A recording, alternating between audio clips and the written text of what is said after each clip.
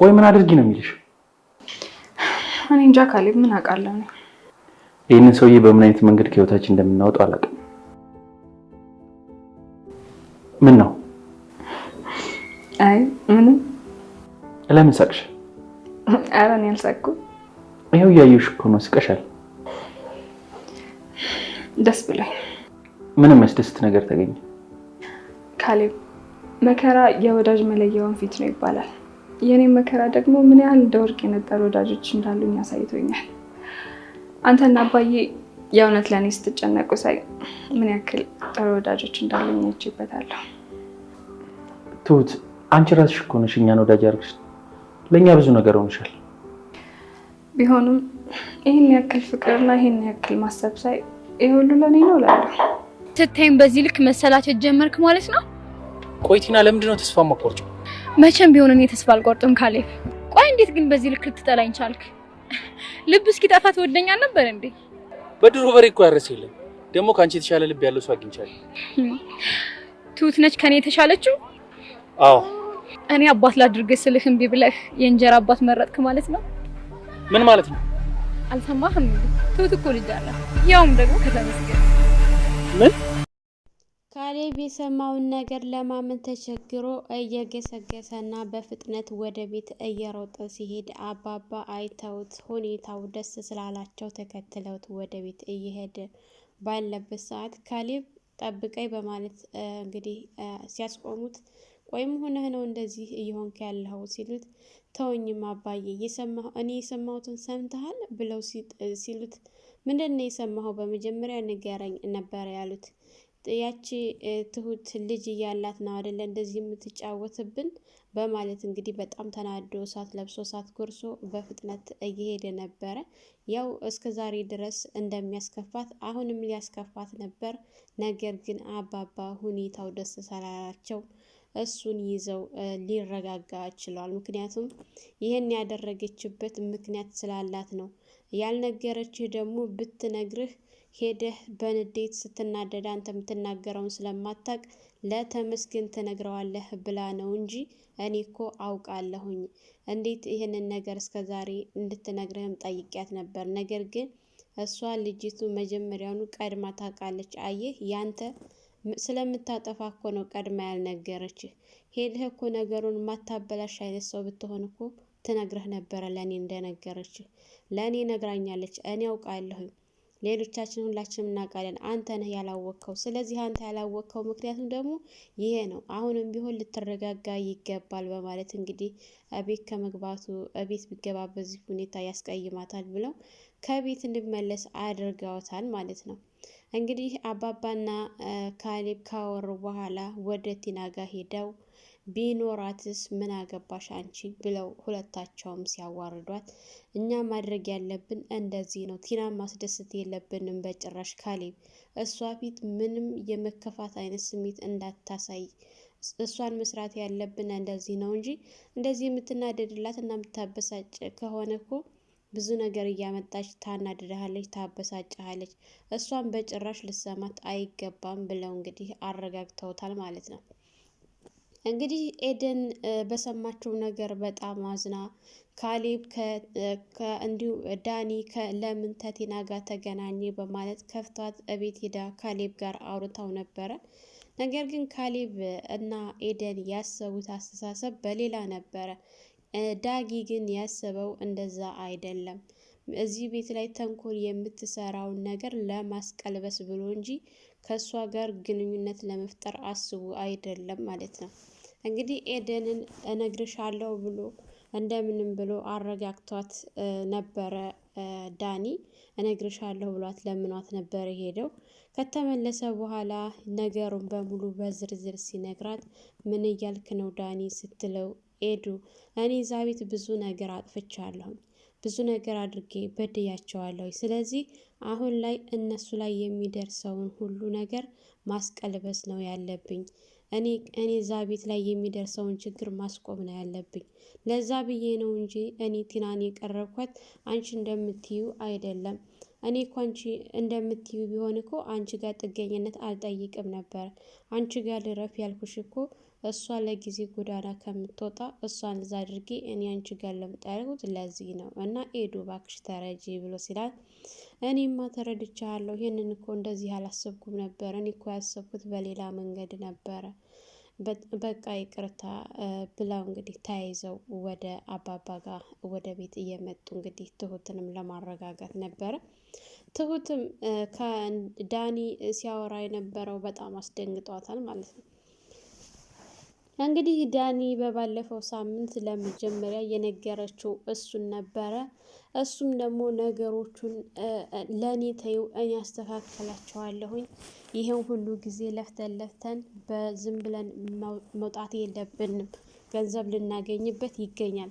ሄደሽ ለተመስገን ብትነግረው ነገር ነው እንጂ የሚያመጣው አንጠቀምበትም። ለተመስገን መንገሩ ጥቅም የለውም። ስለዚህ እንደምንም ብለን ይሄንን ነገር ከአባባ ገንዘብ ልንቀበልበት ይገባል እያለ አሁን ሰዓት ላይ እያታለላት ይገኛል ማለት ነው።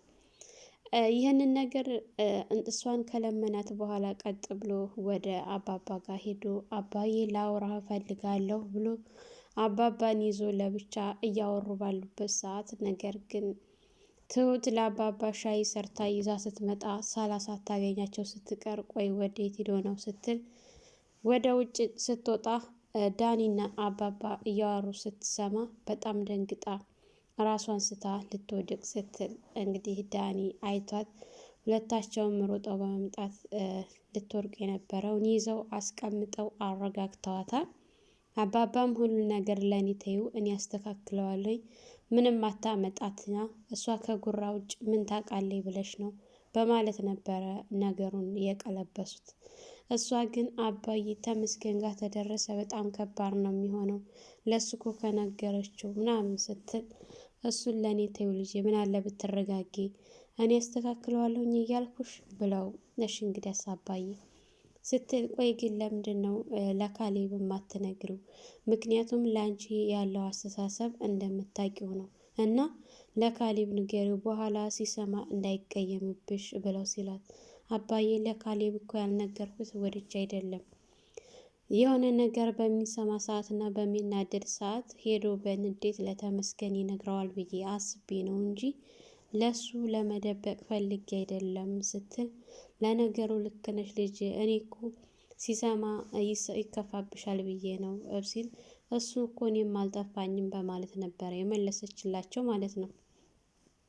እንግዲህ አባባ ከቤት እየወጡ ባሉ ሰዓት ቲና መንገድ ላይ አግኝታ ቆይ እኔ ተስፋ የምቆርጥ ነው የሚመስልህ እንዳስወጣኸኝ የምቀር ነው የሚመስልህ ስትል አዎ እዛች ቤት በፍጹም አትመለሽም አንቺ ብሎ ሲል ወደድክም ጠላህም እኔ የምመለስበት ከባድ ሚስጥር አለኝ ስትል ምንድን ነው እሱ እስኪ ልስማሽ ብለው ሲሉ ትሁት ልጅ እንዳላት አውቃለሁኝ፣ ስለዚህ ይህንን ነገር እንዳልናገረባችሁ ከፈራህ እዛ ቤት ልትመልሰኝ ይገባል ስትል አዎ እኔም አውቃለሁ እና ታዲያ ምን ችግር አለው ልጅ ቢኖራት ብለው ሲል ይልቅስ እንደዚህ በማድረግ ጊዜሽን አታቃጥሊ፣ ወጣት ነሽ፣ ስራ ስሪበት፣ ይህንን ተንኮልሽን በስራ ቀይሬው በማለት እንግዲህ አሹፎባት ነበረ የሄዱት ማለት ነው። እሷም እንዴት እንደዚህ ያደርጉኛል ብላ ቀጠል ብላ ወደ ዳኒ ጋር ነበረ በራ የሄደችው። ዳኒን በፍጥነት ካላገኘው ብላ ስትደውልለት ዳኒም እሺ በማለት እንግዲህ ሊገናኙ ባሉበት ሰዓት እንደ አጋጣሚ ትሁት ወደ ሱቅ ልትወጣ ስትል ስታገኛት እሷንም እንደለመደችው አናድዳለሁ ሆይ ብላ እዛ ቤት እንደምንም ብለሽ የምመለስበትን ነገር አመቻችልኝ፣ አለበለዛ ግን አንቺ የደበቅሽውን ሚስጥር አፈነዳልሻለሁ ስትላት አቆይ እኔ የደበቅኩት ሚስጥር አንቺ የምታውቂው ምንድን ነው ስትላት እማላውቀው የለም ልጅ እንዳለሽ አውቃለሁ ስትል ታዲያ ሂጂና ንገሪዋ በማለት እሷም አሹፋባት ስለነበረ አባባም እንደዛ ብለው አናደዋታል።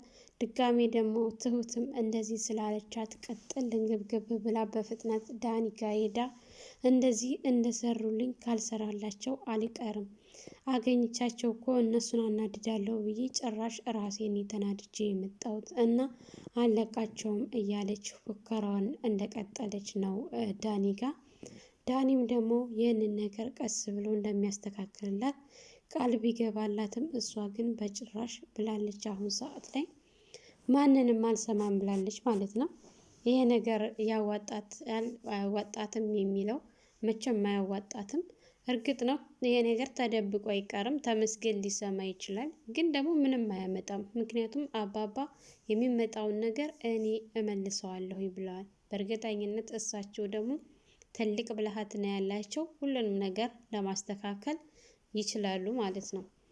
እንግዲህ ቲናም እንደዛ ብሎ ከለመናት በኋላ ኤደን ጋር ከሄደ ኤደን ጋር እያወራ ባለበት ሰዓት ኤደን እና ዳኒ አውርተው እየሸኛት ባለበት ሰዓት ቲና ተኋላ ተከትላ እንግዲህ ልታበሽቃት ኤደንን አየሽ ለፍተሽ ቀረሽ፣ ዞሮ ዞሮ መጨረሻ የኔ ሆነ ዳኒ ስትላት እሱ በህልምሽ ነው በህልምሽ ያለምሽው ነው እንጂ በእውንሽ መቼም አይሆንልሽም አይሳካልሽም ተሳክቶልኝማ እኔ ማጋር እንዳለሁኝ ማወቅ ትችያለሽ። ከፈለግሽ ቤት ሄደሽ ዱላቦቹን አይተሽ ልብስ ይዛ እንዳለ ማረጋገጥ ትችያለሽ ስትላት እኔ አንቺ ጋር የማወራበት ጊዜ የለኝም ብላ እንግዲህ ጥላት ሄዳለች ማለት ነው። ዳኒም ደግሞ ይህንን ነገር እንዴት እንዳደረገ ሁሉንም ነገር በዝርዝር ነግሯታል። ያስቸገራቸውና አሁን ላይ ያስደነግጣቸው ትልቁ ነገር ምንድን ነው? ኤደንም ትሁት ልጅ እንዳላት አታውቅም። ይሄ ነገር በተለይ ደግሞ ከባድ የሆነባቸው ነገር ምንድን ነው? ልጅቱ የተመስገን ሆና ተመስገን ደግሞ ልጅ እንዳለው አያውቅም።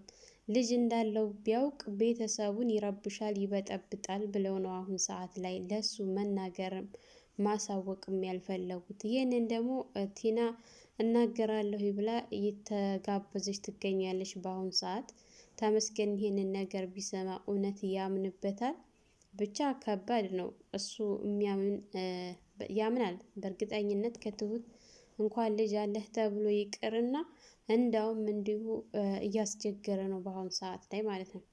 እንግዲህ ካሌብ ወደ ቤት መጥቶ በጣም ደንግጣ ትሁት ስልክ ለመደወል አንስታ ሌላ ቦታ ልትደውል ስትል አልሰራላትም ነበረ። በተደጋጋሚ ግን ተመስገን ወደ እሷ እየደወለ ስለነበር ተጨናንቃ በሀሳብ ተውጣ ነበረ። እንግዲህ ካሌብ መጥቶ አጠገቧ ቆሞ እያወራት ባለ ሰዓት ድጋሚ ተመስገን ሲደውል ምን ነው ደነገጥሽሳ? ስልኩም የተደወለብሽ አታነሽም ብሎ ሲላት አይን አይኑን ስታየው በድንጋጤ ቆይ መሆነሽ ነው ለምን አታነሽም እያላት ባለበት ሰዓት ማን ነው የሚደውልሽ ሲላት በፍርሃት ተመስገን ነው ስትል ቆይ ግን እሱ ሰውዬ ለምንድን ነው ከህይወትሽ የማይወጣው? ቆይ ምን አድርጉ ነው የሚለን እያለ በሚጮህበት ሰዓት ያው እሱ የሚለው አብረሽ ኑሪ ነው የሚለው። እኔ ደግሞ በጭራሽ ይሄንን ከእሱ ጋር መኖር የሚባል ነገር አላስበውም ስትል አብሽሪ ትሁት ሁሉም ነገር ይስተካከላል፣ ይፈታል። እሺ አንቺ ካልፈለግሽ አንቺ የማትፈልጊ ከሆንሽ ማንም ሊያስገድድሽ አይችልም። ዋናው የአንቺ ፍላጎት ነው እንጂ ይህን ሰውዬ እንደምንም ብለን እናስወግደዋለን።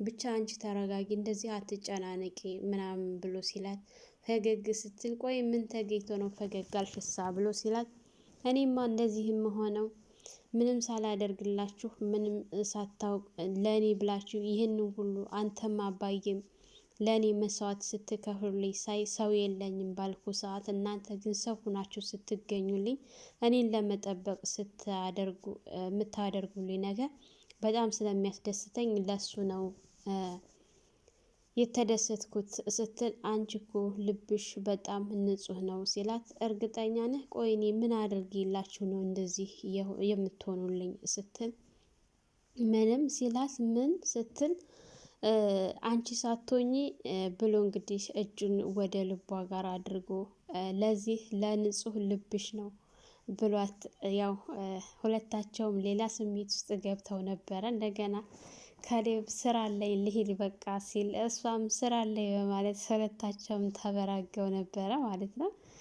እንግዲህ እሷም ወደ ስራ ገብታ እሱም እንደዛው ከቤት እየወጣ ባለበት ሰዓት ቲና አጊታው ቆይ ፊትህን እንደዚህ አዙረህብኝ ቀረህ ማለት ነው?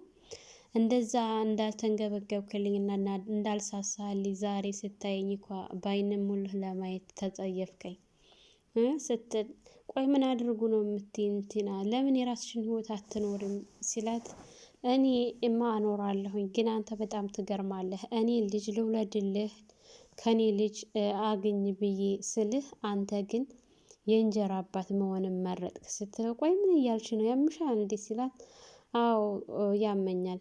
አንተ ከኔ ልጅ ልውለድልህ ስልህ አልፈልግም ብለህ ነገር ግን አባትያ መሆንን መርጠህ የተመስገንን ልጅ ልታሳድግ ነው ስትል፣ ቆይ ምን እያልሽ እንደሆነ ታውቆሻ ሲላት፣ አዎ በደንብ ተመስገን ትሁት ከተመስገን ልጅ አላት ብላ ስትነግረው ምን በማለት በጣም ነበረ እየደነገጠው ካሌብ ማለት ነው።